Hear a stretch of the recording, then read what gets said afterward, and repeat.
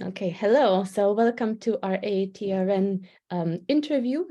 So today, Barbara Giunti is the interviewer, and she's going to be interviewing Claudia Landi. And so the purpose of our interview series is to share the experience from people in our community with junior members of the community and others. So Barbara finished her PhD in 2019 at the University of Pavia in the mathematics department, and she worked with Professor Wojtek Czacholski and with Claudia Landi.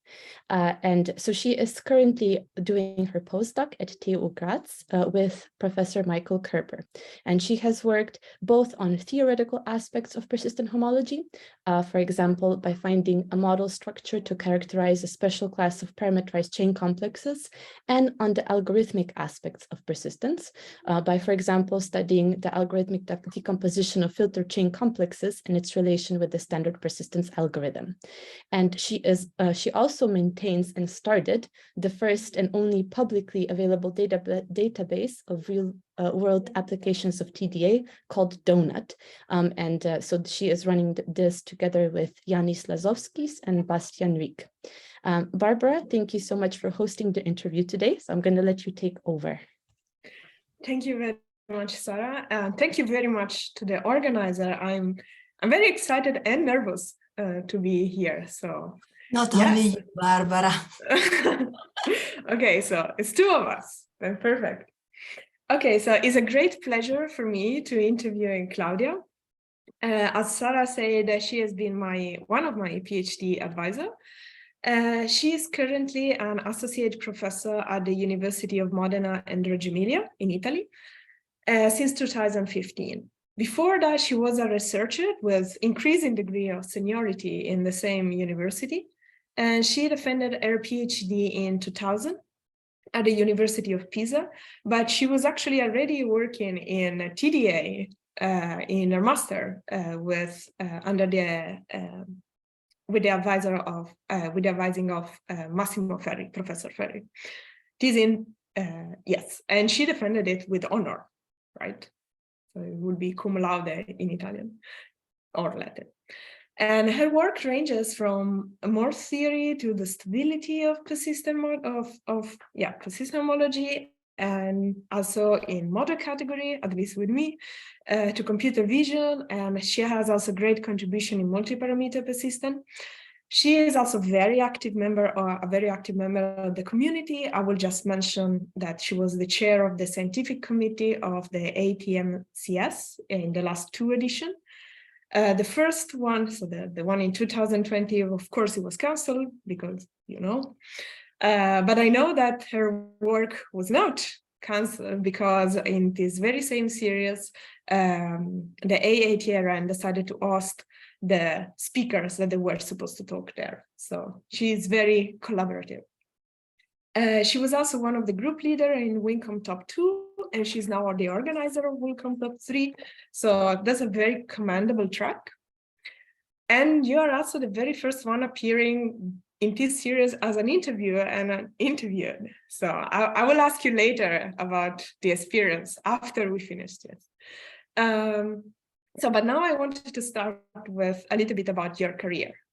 For people who are not familiar with the system, in Italy, we have a very thematic high school, which means that you don't pick the subject, you just pick the general area. And of course, there are some scientific ones, but Claudia decided that it was much more interesting to first do the humanistic one, so Greek and Latin, and then move to math. So what made you choose a career in the STEM with this humanistic background that is lovely, but is very different? Maybe I was curious about these dead languages, Latin and Greek, and also maybe it was a challenge, like it is known to be the most challenging curriculum, and so I just wanted to check if I could do that, and also it is said that it is a type of school that prepares you for everything. No matter what you are going to study at university. Our university system is such that you can enter a university, enroll to any faculty without whatever is your background. So even if at this classical Lyceum, you don't have a lot of mathematics, but I'd like to say something more about the type of mathematics you have at the classical Lyceum. You can still later enroll also in technical and scientific faculties. And at those time, by the way, courses were annual. In Italy, we didn't, at the university, we didn't have terms. So that's also something that helps because you have time enough before exams to prepare. And it is not like after 4 months or 12 weeks, you already have your first calculus exam. And you have never seen a limit and a derivative before. And so that was also very helpful.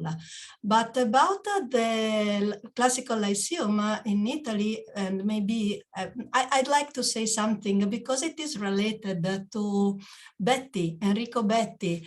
I think that all of us know about Betti numbers, Betti tables, and what's not Betti about. And Betti was an Italian mathematician in the 19th century. He fought during the independence war in Italy. And after the war, of course, he was a mathematician and professor, and he was asked by the minister of the government, Italian government, that had Italy unified in that century, and all systems were different because we had the Spanish government, the Austro-Hungarian government, the Pontiff government, and so we needed one unique system. And and of course, the only school in that century was the classical Lyceum. We had no scientific Lyceum or technical. Maybe there were technical schools, but no scientific Lyceum. And so they needed to decide what programs to teach to these pupils in the newborn Italy. And the minister was also a geometer. He was actually he was an engineer, but it is known for his work in algebraic geometry. The name is Cremona, so maybe someone knows about Cremonian correspondences. And he gave the task to Betti to decide what pupils should learn in mathematics at this Lyceum, and the task was decide about something that is not only computation. We need to form people that know how to reason, to argue, how to develop reasonings. And so they decided to get a new translation of the Euclid Elements book in Italian. There were already other translations of the Euclid books, but one for the schools, and that's the program. First 2 years in classical Lyceum, you just actually read Euclid book. That's mathematics you are taught in classical Lyceum, in gymnasiums, I mean. And I think that's really, I found that lovely. And I think that was very helpful. So I'm not at all, even if later I decided to study mathematics, I think the foundations were good. I agree with you. And also it's it's extra special, right? When you have one of the first math book, the things that started everything 2000 years ago, or no, way more than 2000 years ago, but you can see also the original and translated. So it's really dialogue, very nice. Oh, well, we never studied it in Greek, actually. Yeah, we studied no, it only okay. in Italian. It could have been possible though, right? You never know what come out in the final exam. Maybe you have to translate that. Later on, so you started, and I think you told me that your bachelor, at the time there was not the difference between bachelor and master, there was just one unique program, but it was more on the applied side. And then your PhD thesis was quite on the theoretical side, I would say. So how was the combination of two that brought you to TDA? How did you enter in topological data analysis? Yeah, I think I entered, it was not called the TDA, but when I had to decide what to study for my master thesis, I knew I wanted something that was applied, and because I had loved the geometry courses at the university, I started asking, does applied geometry exist? And so I went to the professors in the math department asking, does applied geometry exist?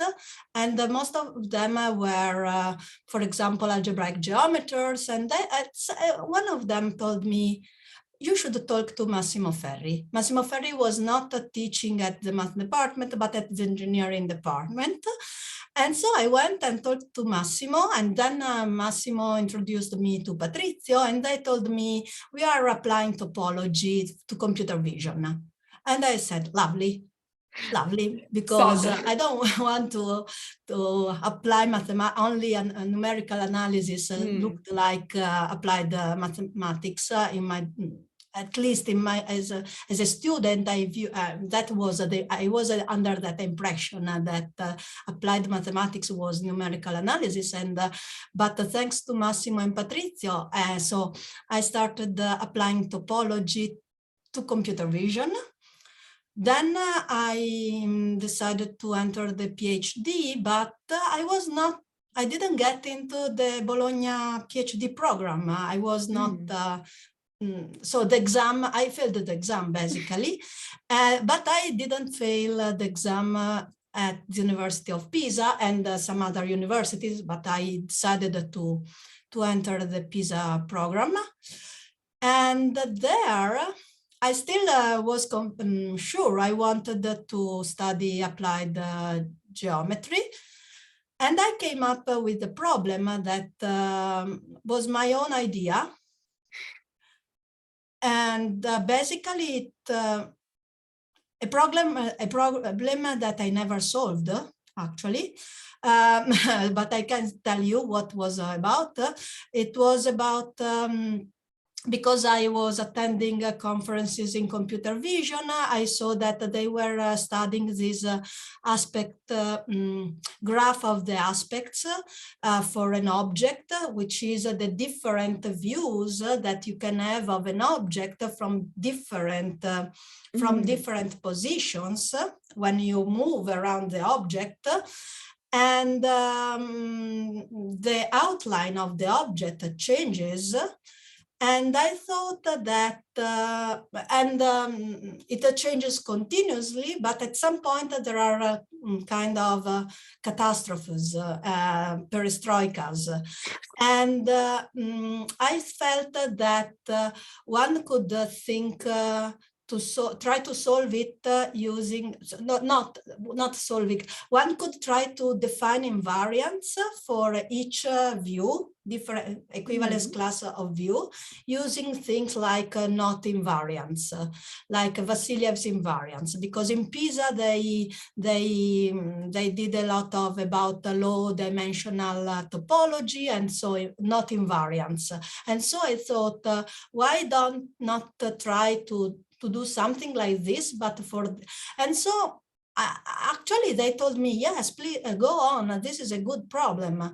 But then I didn't know how to set up, how to solve the problem of finding these invariants, because I didn't know enough about the singularity theory. And I even spoke with a student of Arnold, an Italian student of Arnold, and to see if she could help me, but nothing. And so at some point after 3 years, I hadn't no results. And so I found a professor that gave me a problem, maybe not one I was particularly interested in. I hope this professor is not listening, but was a good problem that was solvable for a PhD student. And this professor was very helpful. And so I turned out to write a thesis, PhD thesis on cohomology of arting groups under the direction of Mario Salvetti. And I thank him so much, because without him, probably I would have given up the PhD, because I couldn't solve my problem.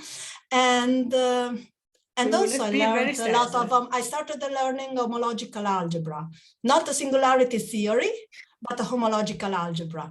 And that was good. And that was also useful later, not only because I learned a lot, not only because I got my PhD. Of course, in the meantime, I continued working with Massimo and Patrizio, mostly with Patrizio, actually, Patrizio Frosini. But after, the paper that came up from this study about cohomology of arting group was published on an Italian journal. And at some point, I received a message from some professor I've never heard of, some Gunnar Carlson, and asking me, can you send me a reprint of your paper about cohomology of arting groups? And I sent out this paper, and I never known if it was useful, if it was interesting, if it was trash. I don't know about that.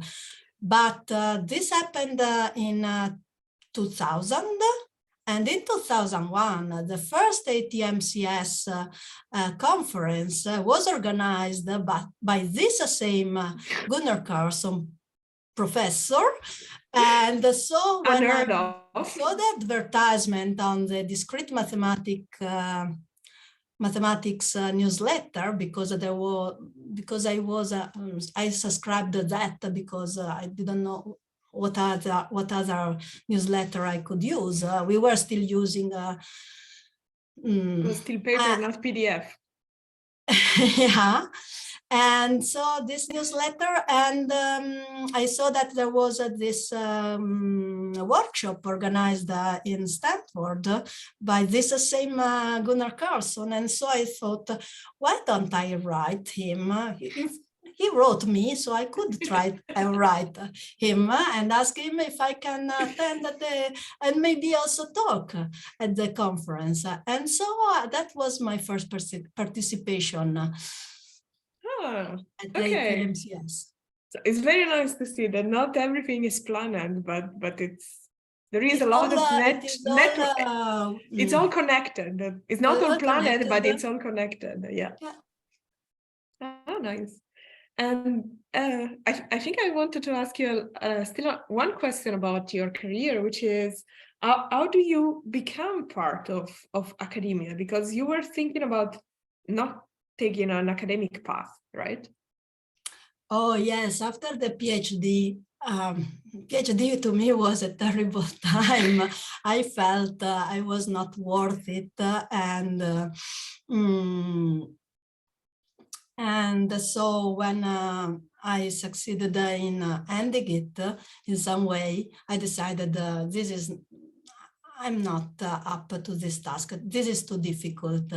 Even if I always up for the most difficult things, I thought the research is too much. It is not possible for me. And so I left academia, and I went and I became just a consultant in a multinational that sells mainframes and also develops programs for firms that buy those mainframes. And that was for 9 months, where I really learned the difference between structured programming and non-structured, because it was all non-structured programming. And at the university, I had never seen non-structured programming. I learned the difference between fixed point and floating point variables, because at the university it was all about floating point variables, and at the consultant firm, it was a company, it was all about the fixed point. And so I learned about the hierarchic database instead of relational database, because it was all about the hierarchic database. So I learned things that were kind of obsolete, and I couldn't really understand what was the advantage of floating point, because I had never seen the dangerousness of a fixed point. And so, but then it lasted only 9 months, and then I said, look, maybe I could try again with the research after all. So even if I had a permanent position at this firm, I gave up and went back to university, because just with a postdoc position for 2 years. Then the 2 postdoc position expired, and so I said, what should I do now? In all of this, I should say, I never considered leaving Italy, and that's one point. And so I went to teach in high school. And luckily, after almost 3 years, 2 years and a half, I got the possibility of competition where I could for a position of a research fellow, as a research fellow at the university. And so it was like start and stop, start and stop, start and stop. Yeah, now I stopped at the university. So you're definitely in academia. We are very happy to that. About that, but it's refreshing, because being on the job market, one has to constantly compare CV and check in and see successful story like yours, in which it was not a straight path, but it still worked. It's give us hope. So thank you. And I should say that in all of this, I could always work with Patrizio Frosini and Massimo Ferri. So I always knew that in Bologna, there were people that thought that it was worth working with me, even if I was doing completely different things, like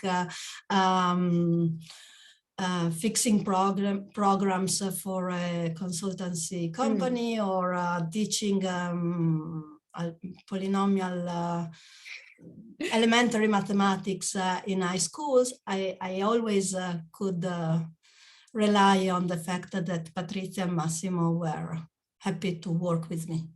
Yeah, that's very important. The support of colleagues is very useful. I agree. So in your work, you touch many theoretical different aspects, and I know it's almost impossible to have a background in all of them. And by working with you, I know something that is very refreshing, which is that you're never afraid of just admitting that no, look, I don't have the background in it. Let's learn it. And this was very motivating for me. But the question for me on my side would be, how do you keep yourself motivated? Because I constantly see you pushing yourself out of your comfort zone. And I try to do the same, but sometimes I'm a little bit discouraged. Like, no, now I want to do something that I'm an expert in, please. I won't feel that I'm good at that. And I have this great example of you that keep pushing yourself. And it's, how do you do that? Do you have any advice? Yes, I don't know if it is a good thing, actually, because I can admit I'm not deep in anything. I mean, I'm not, I have no deep knowledge of homological algebra. I have no deep knowledge of model categories. I have no deep knowledge of almost, name something and I have no deep knowledge on that.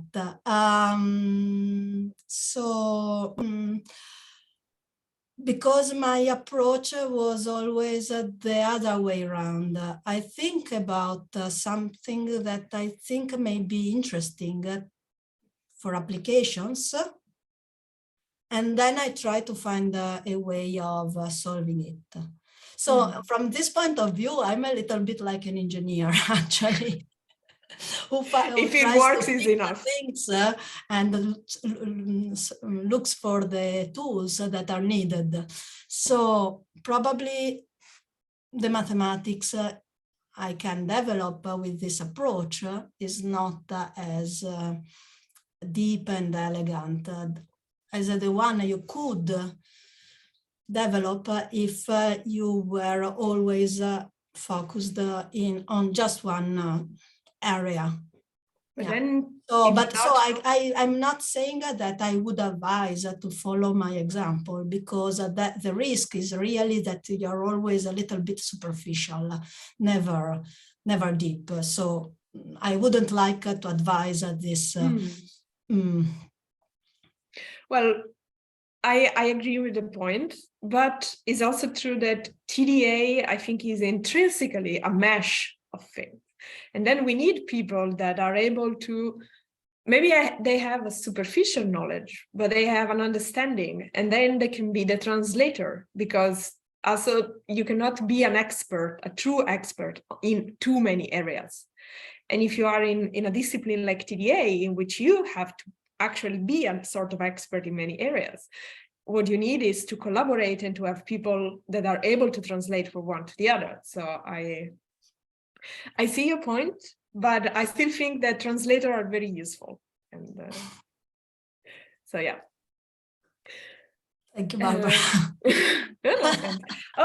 Talking about making a background. So let's have this absurd hypothesis that you've been given unlimited time to study something specifically. Okay, so it doesn't count. You have extra days and you're not tired in them. So what would you like to explore? What is it in the relation of TDA, a new area to explore for TDA, or something that completely unrelated? I always wanted to study K-theory, and I want to go deep into that. What have you always wanted to study? No, it was just an example. I don't know. K-theory. What was your example? K-theory. K-theory, topology, but it's no.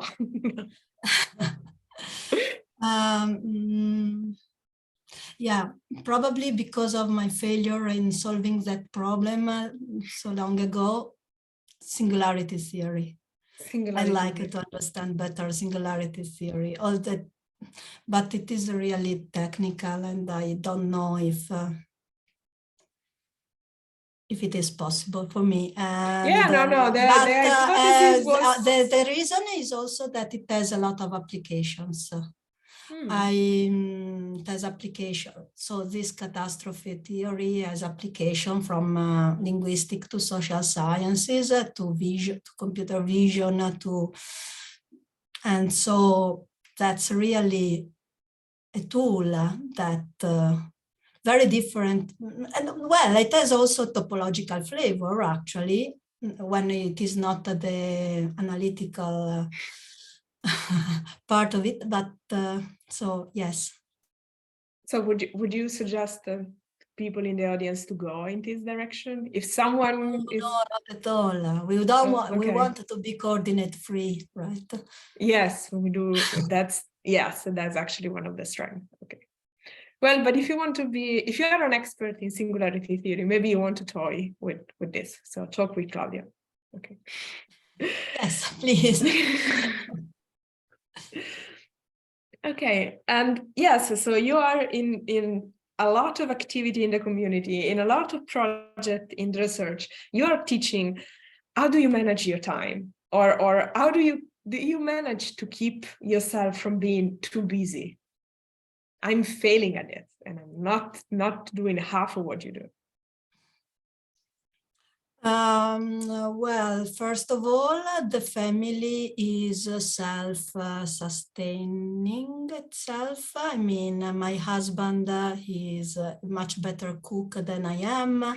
He is very practical and he does a lot of things so that I don't have to worry about that. The same is true for my son, which is already 17th, but since he was 11th, he could cook and think. So probably it's for survival reasons. I mean, if they want to survive with me, they need to do that. And so that's one point, which leaves more time to work. So you don't have much of a mental load that is... Yes, but even the time that is needed for organizing. Yeah, for carrying out. Yeah. Second thing is that I don't like not to what's the word, just to stop and not doing things. I feel it's maybe something wrong psychologically with me. I feel that it is a wasted time if I'm not doing something. So I need to do something, but as usual, I prefer doing things that related to not only to work. I like to travel. I like to visit things, go and see things, and meeting with friends. But yes.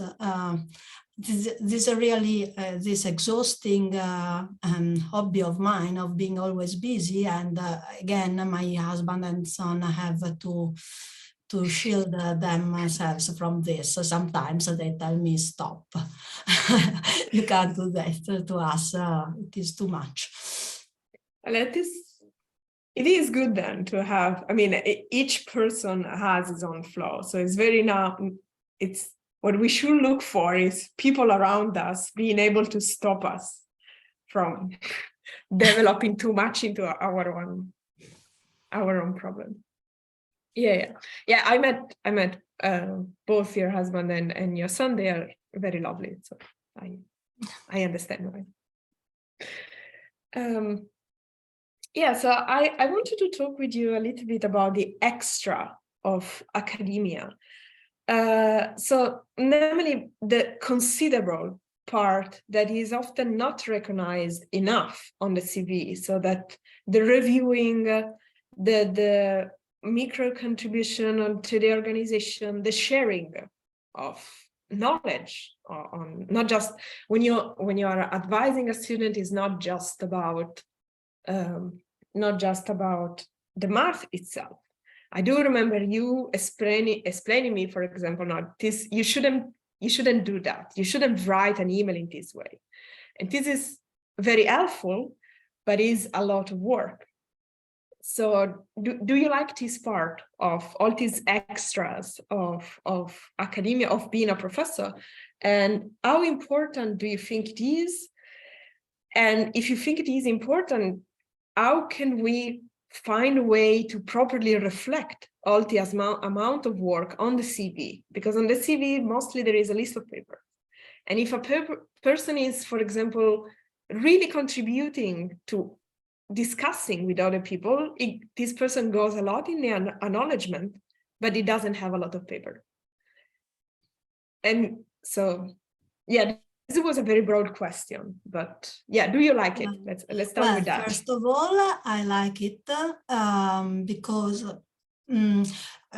going back to my experience during the PhD is that I was working in a lonely way.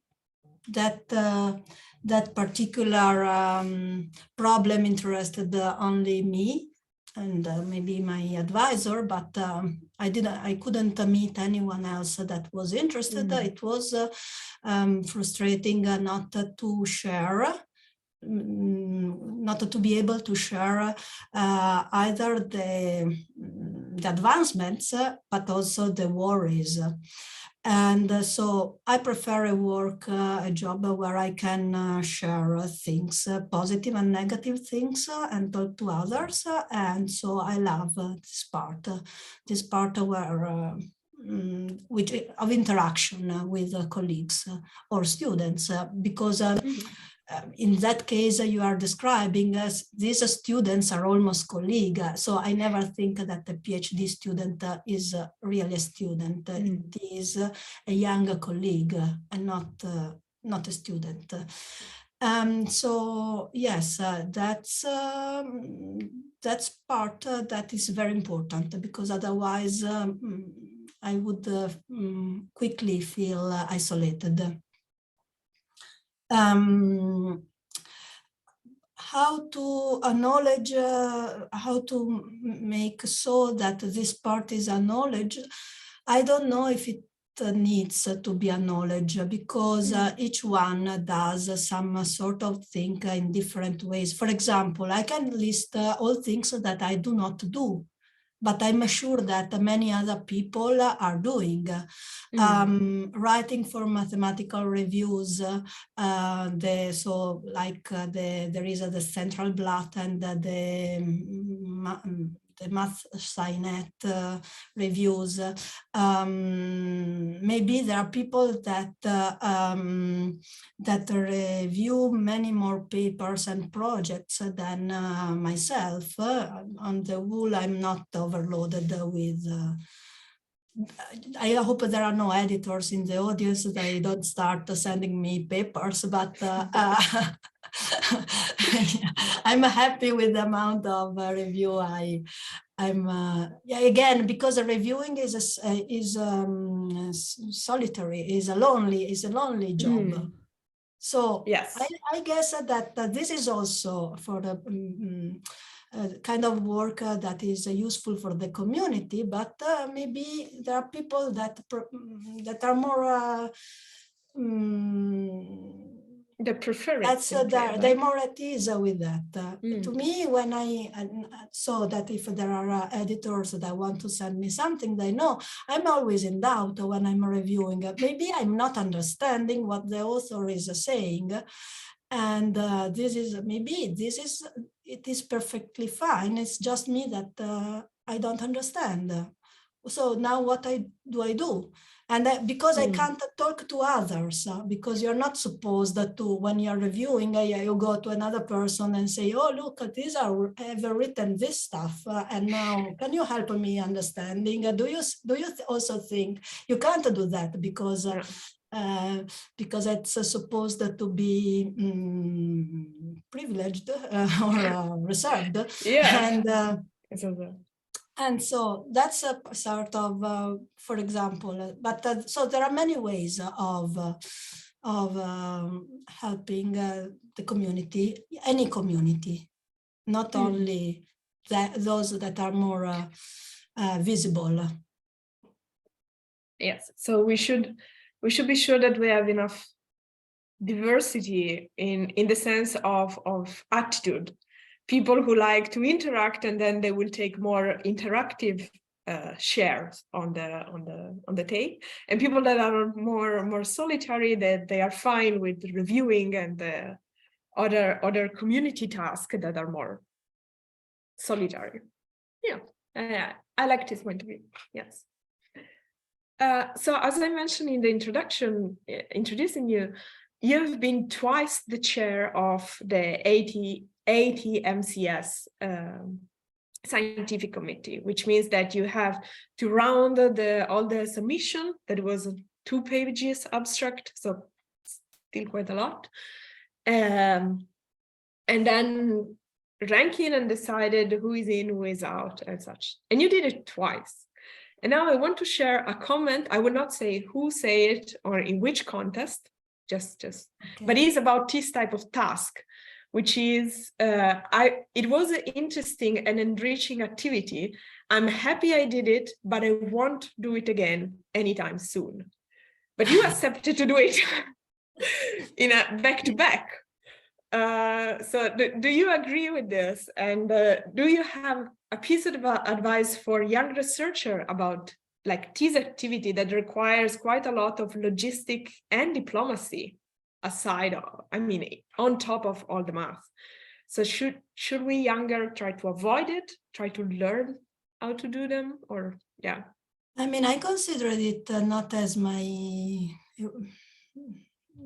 achievement, but the team achievement, because in both occasions I was not alone again, but we were 10. The committee was formed by more or less 10 people, and each of them contributed with their with their point of view.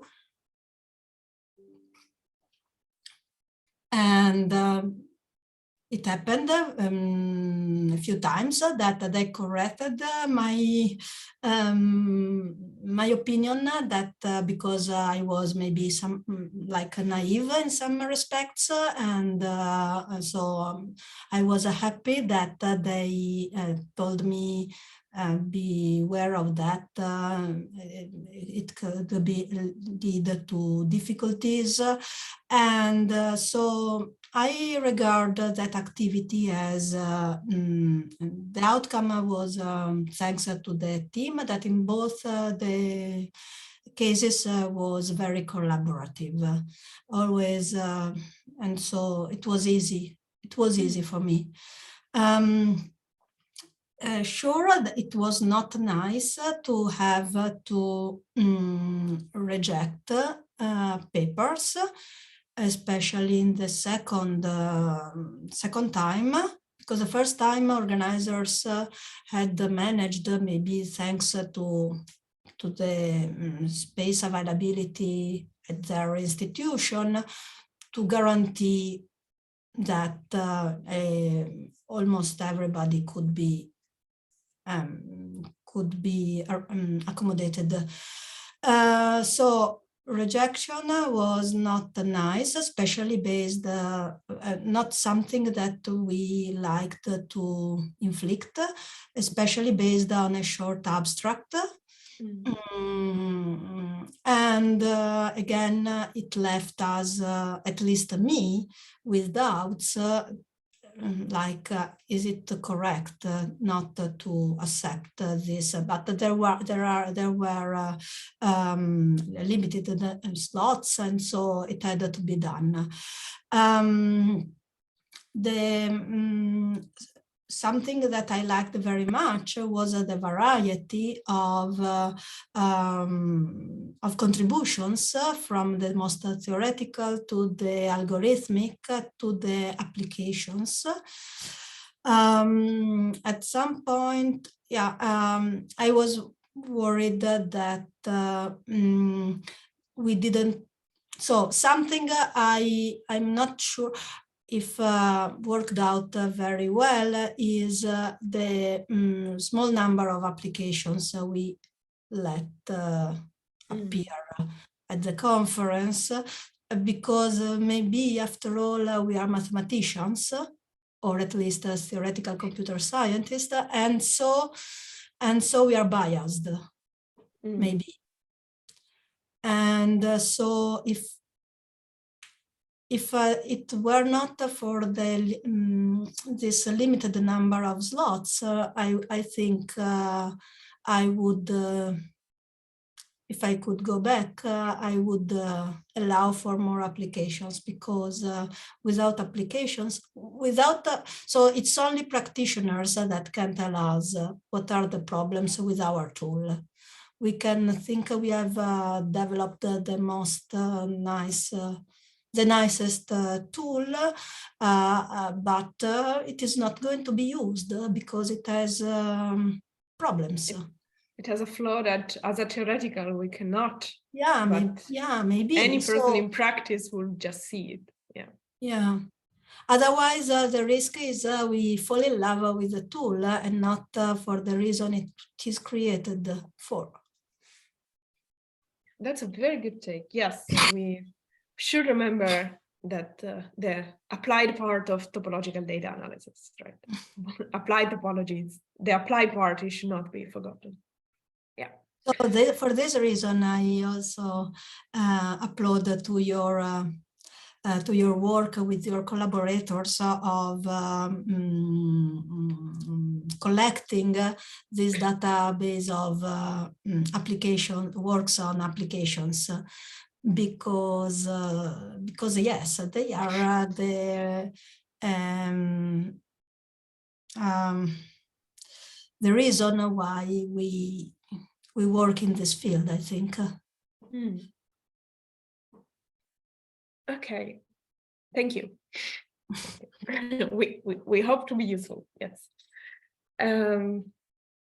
So I have some questions, but maybe we should soon wrap up.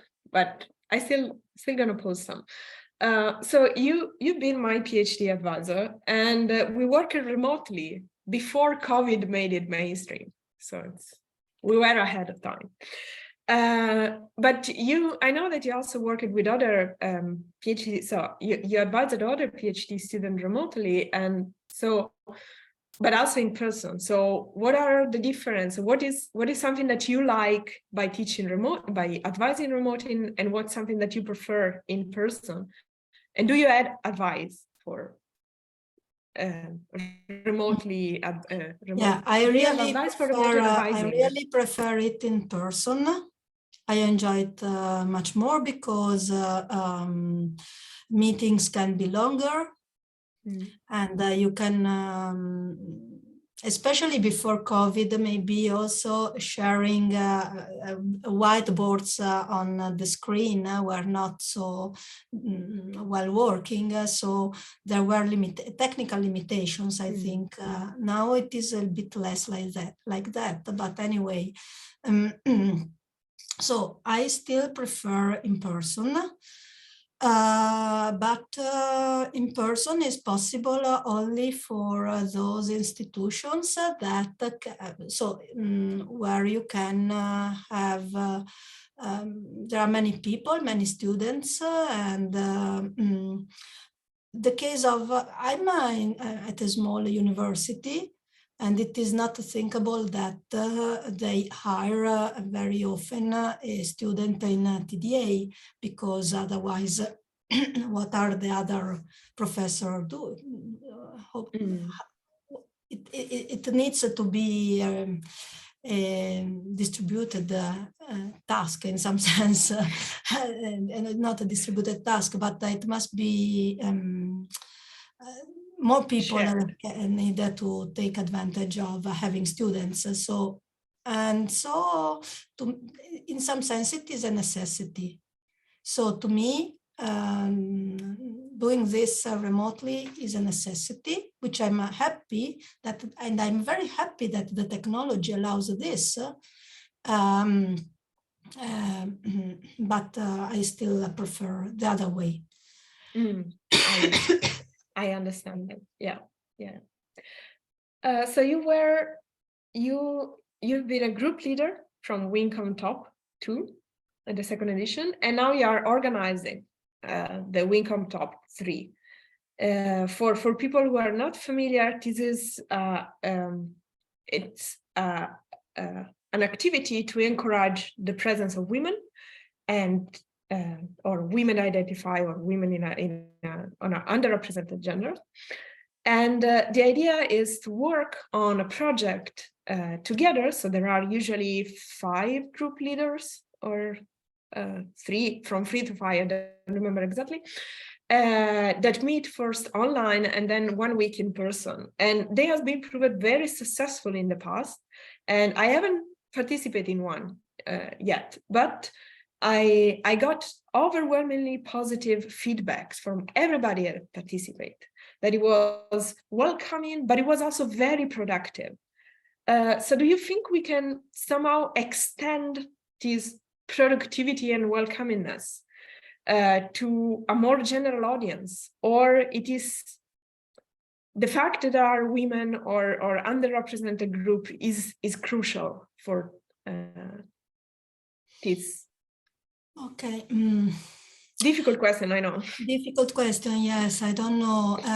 In some sense, again, recently, many workshops have been, not only women in computational topology workshop, have been really workshops in the sense that most of the time was allocated for discussions and problem solving, choosing a problem and trying to solve that problem.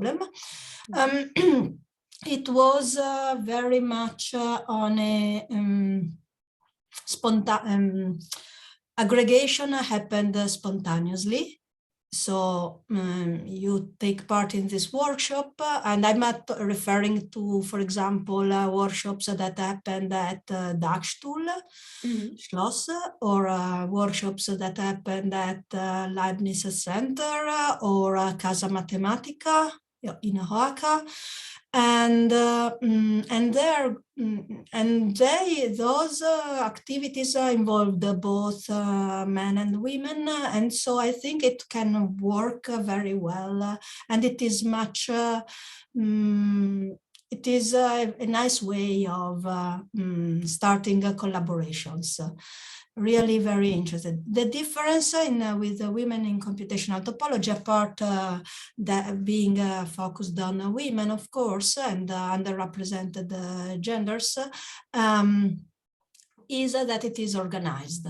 So it is not like you go there and listen to what problem, or you propose your problem and then the groups get formed spontaneously, but mentors are selected and they propose a project, and the applicants know what, more or less, of course, the project can change as always, but know what they will work on, and this is easier for a young researcher. Whereas the first type is more works better for not early career researchers, because they are already able to propose problems and to propose, so they don't need mentoring. And so and I think that this is really the idea of women in computational topology, to avoid the leak of young researchers, which happens especially among women. And so so in general, I think it could, but numbers tend to increase this time. Maybe they have doubled, but the resources are the same. So if you wanted to have something like this open to the whole generality of early career researchers, then you would also need to increase the resources. And who's going to give us the resources to do that? That's a problem. Okay, so I have just 2 questions left. So Okay. also it's also the time. Yeah, I had a lot of questions apparently. I'll try to be short because it is almost. No, it's okay. I've been told that it was okay. We could go a little over. So my second to last question is, you told me that you don't think you have a superpower, as in other interviews have been mentioned. And then I'm going to ask you, what is something small that you are quite proud of? I can tell you my example because I prepared for it. So I tried to learn Norwegian and German, and I use a Duolingo. And Duolingo keep track of how many days in a row you do. And now I am over 1,000 days in a row. And I'm very proud of it. But it's quite easy because I just do 5 minutes every day. So it's not so complicated. But do you have something like this? A dish that you prepare very good? Or I don't know. No, don't start with cooking. That's the wrong example. Okay, let's forget Absolutely. cooking.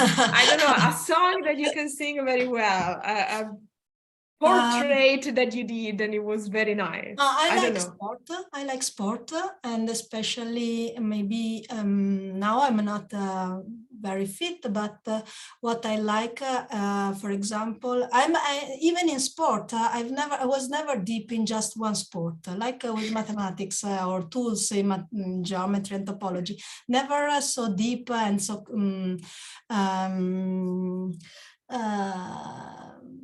So not just specific. Good you try in one sport, but I like to practice many of them, and I was happy when I felt I was playing well for my abilities. For example, I liked a lot of playing volleyball, but of course I am a 1.60 m. There are limitations. So unless they change the rules about the height of the net, there is not much that I can do. But I was happy when I felt I had played well, even with these limitations. That's something that, and I'm proud when I say I know my level, and I really did the most I could with my level, for what my abilities what my ability could be, I really top it. Yeah, that's a very good feeling. Okay, so last question is a meta question. You've been an interviewer now, and you're interviewed. What did you like the most? In which side did you feel more comfortable? Can you explain me the meta question? It's a difficult concept. Can you explain me what should I do? Yes, sorry. You have been the interviewer and the interviewed in this series. What did you like the most? So this is a meta question because it's a question in the interview about the interview. So what was the things that you liked the most? This time I was more relaxed. Last time I was very nervous.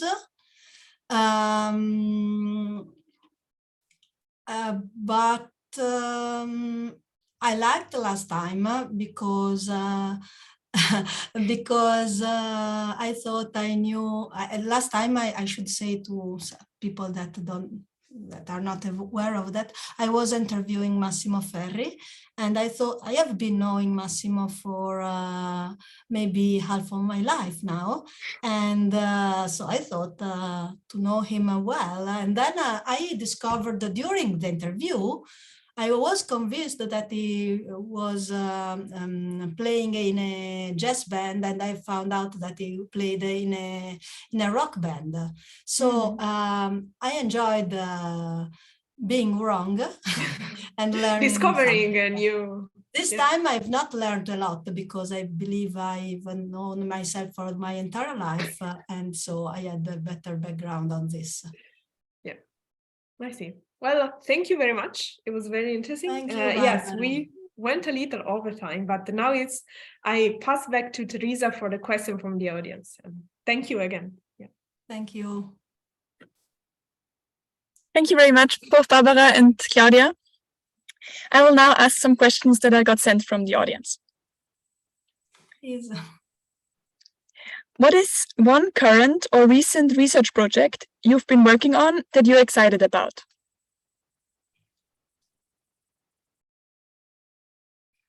I'm very excited about something we are doing with Clemens Banwart. We are trying to understand the topology of tensor fields. I'm very excited because it's completely open.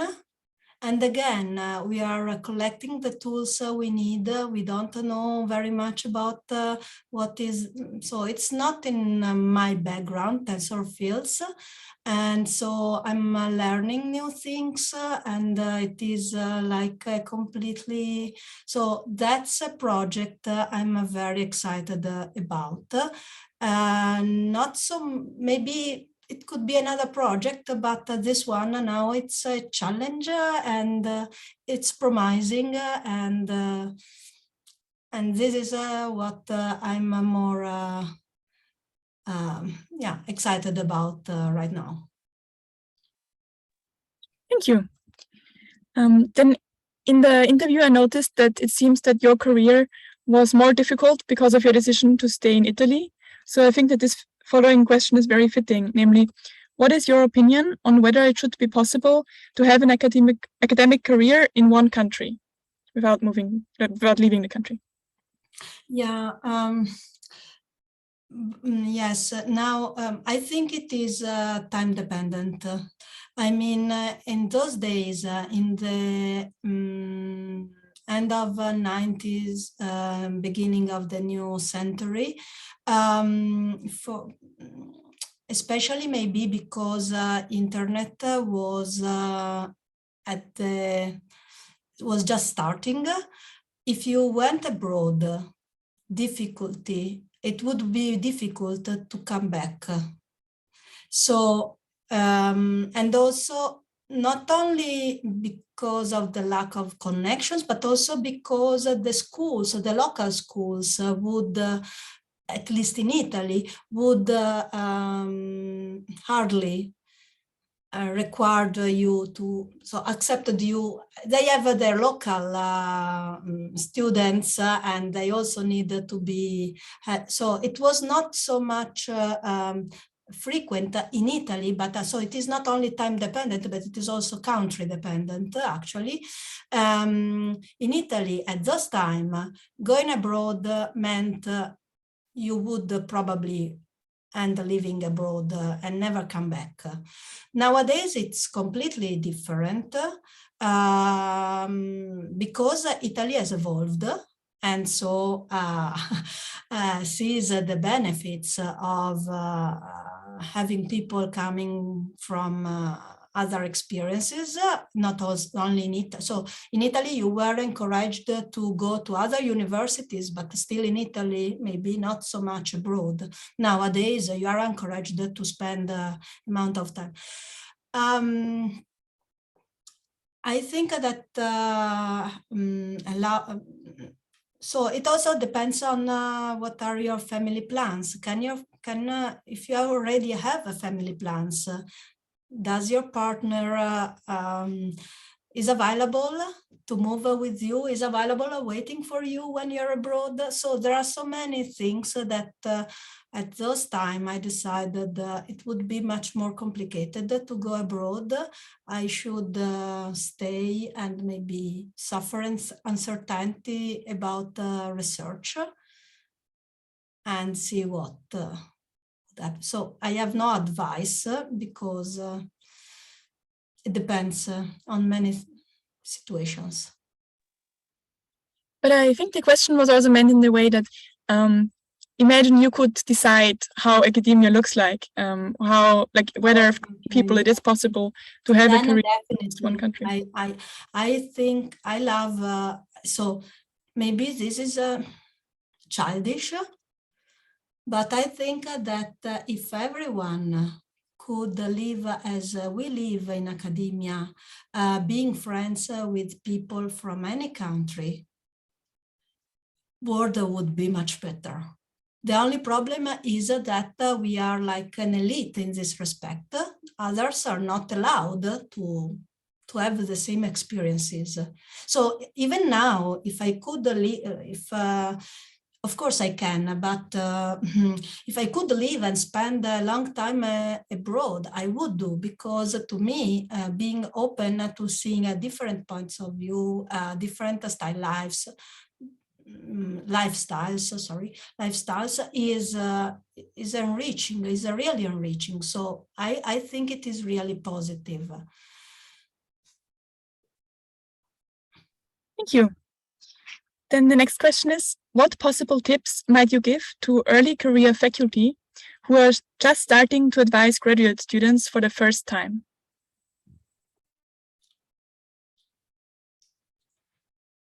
Yeah, okay. Don't let me think. to me, I can say about what is the part that I find more difficult, and so the one that where I try most to do my best, which is balance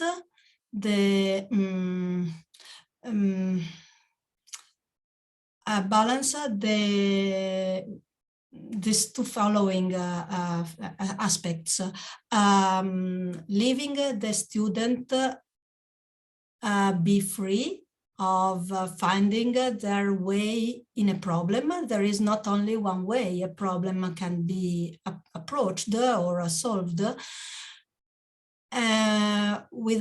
But on the other hand, having control that the student, because of inexperience, doesn't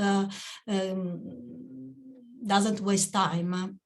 Again, this is true especially in places, in countries where students, PhD, for example, has a limited time. And if you don't finish by that deadline, you have thrown away your PhD possibilities. So, but in general, anyway, for me, that's the difficulty, and that's the part where one, I think, should pay more effort. Not to cage the student, but not to waste the potentials. Yeah, that makes sense. Yeah. Are there topics which you think are currently underexplored, like in TDA or in your field?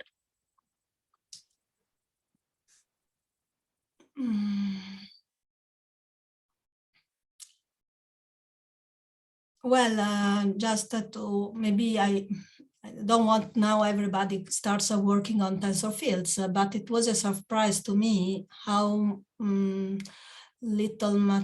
So people, topology of tensor fields, we have found with Clemens has been studied mostly by people maybe in computer science or anyway in visualization of topology. And so it is mostly, not always, of course, there are also good works, but very often it is based on drawings, and there are no definitions. Maybe as mathematicians, again, we could try it. So I think that part, and this is, of course, I'm not saying you should all start doing that, because otherwise poor Clemens will not have a PhD thesis, but I think that is a field that has not been explored. Perfect. Thank you very much. And I'm now giving back to Sarah. Okay, thank you very much, Claudia and Barbara, for Claudia for sharing your experience and advice. And so we're going to post the recording on YouTube. And in the meantime, I wish you all a nice week. Thank you so much for the invitation and for attending this interview. Thank you very much.